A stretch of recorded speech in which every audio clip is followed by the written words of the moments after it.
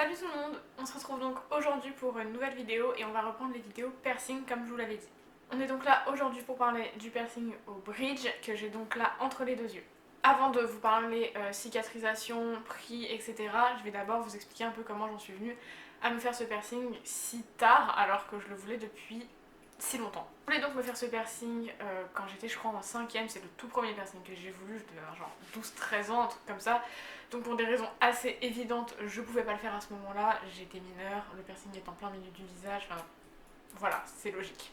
Une fois que je suis devenue majeure, je voulais toujours bien évidemment me faire ce piercing, mais en fait j'ai réalisé que c'était peut-être pas faisable étant donné que j'ai des lunettes et je me suis dit bah si ça touche ça doit être super dérangeant, au niveau des infections ça doit être super risqué parce que les lunettes mine de rien c'est pas non plus hyper propre en permanence. Un jour je me suis inscrite sur un groupe Facebook qui s'appelle la Brigade des modes et il y a des gens qui parlent de piercing toute la journée là-bas, de tatouage et il y a beaucoup de très bons conseils. Et du coup, j'ai fait une petite recherche pour voir s'il y avait des personnes qui avaient le bridge en ayant des lunettes, et c'était le cas. Ça avait pas l'air de trop leur poser de soucis, donc ça m'a un peu redonné l'envie de me faire percer, mais bon, j'hésitais encore un petit peu.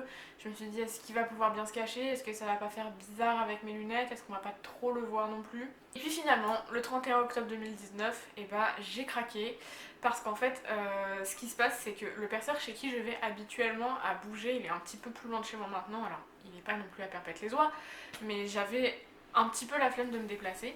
Et là où je vais me faire tatouer, il y avait un perceur et il était vraiment super bien, super pro, la façon dont il me parlait, enfin je voyais que le mec, il connaissait très très bien son taf. Que le bridge clairement, il est en plein milieu de la figure, c'est pas le piercing que j'aimerais faire à n'importe qui. Déjà de base, pour me faire percer, je vais pas chez n'importe qui, mais pour des trucs aussi importants, c'est encore pire. Donc 31 octobre, juste avant de partir en soirée pour Halloween, très malin, ne faites pas de piercing avant une soirée, c'est une très mauvaise idée si vous buvez de l'alcool, voilà, c'est pas la meilleure chose à faire. J'y suis allée, il y avait des petites réductions exprès pour Halloween, alors du coup je vous avoue je sais plus exactement combien je l'ai payé, je crois que j'ai dû payer 60 €, un truc comme ça, peut-être un peu plus.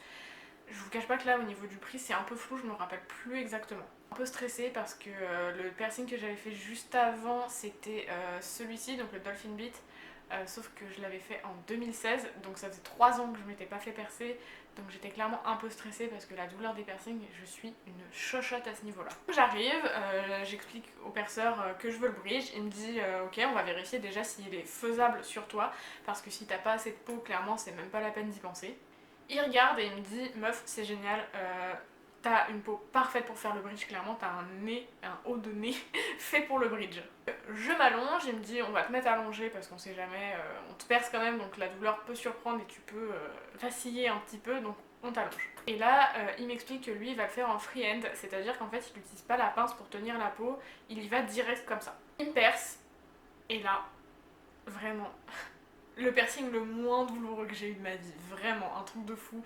Je m'attendais à avoir assez mal, j'appréhendais énormément parce que quand même la peau est quand même un peu épaisse à ce niveau-là et franchement ça m'a piqué, mais tellement rien comparé à mes autres piercings.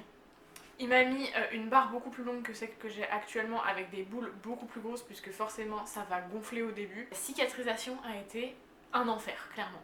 Comme je vous l'ai dit, je porte des lunettes et effectivement ça a posé quelques soucis pendant la cicatrisation. Là j'ai changé de bijou donc ça ne se voit pas, mais mon ancien bijou comme je vous le dis il était beaucoup plus long et les billes étaient beaucoup plus grosses. Donc quand je remontais mes lunettes correctement, ça arrive que ça se prenne dedans et en fait c'était infernal, je me prenais un coup parce que enfin ça arrive, les gens qui ont des lunettes, vous connaissez, vous vous foutez un coup, quelqu'un vous fout un coup sans faire exprès, ça vous fait pas mal, mais là ça remontait et ça prenait le piercing. Et en fait, du coup, de ce côté-là, j'avais tout le temps une petite boule. C'était une boule avec voilà, de la lymphe, des fois du sang, et ça faisait vraiment, enfin c'était moche, mais vraiment c'était horrible. J'ai beaucoup hésité à l'enlever parce que en fait autant il y a des périodes où j'avais rien du tout et puis je me prenais un coup, j'avais quelque chose mais ça durait pas longtemps et des fois j'avais des périodes où ça durait vraiment très très longtemps et c'était infernal parce que du coup je me suis pris des remarques, pas méchantes du tout hein, mais des gens qui disent ah mince ton piercing il a l'air infecté, pourquoi tu l'enlèves pas, t'es sûr que ça va alors oui ça va très bien. Avec les lunettes faut quand même faire attention du coup. À un moment où il commençait à aller un petit peu mieux, je me suis dit je vais commander une barre et des billes plus petites. Le changement de bijoux a été super simple, j'appréhendais un petit peu à ce niveau-là, mais ça s'est très bien passé, je l'ai fait toute seule. Et puis, j'ai plus de soucis. Il croûte un petit peu de temps en temps, mais franchement, il est plus enflé. Je le sens plus du tout, il me dérange absolument pas. Avec mes lunettes, comme la barre est plus courte, elle est plus petite, en fait ça me fait plus rien quand je les remonte. Ce qui est pratique quand on a des lunettes, en tout cas avec les miennes, c'est que si je les remonte bien et qu'elles ne glissent pas, en fait ils se voient pas. C'est du coup très pratique parce que je me retrouve avec un piercing en plein milieu du visage mais que je peux cacher en fait.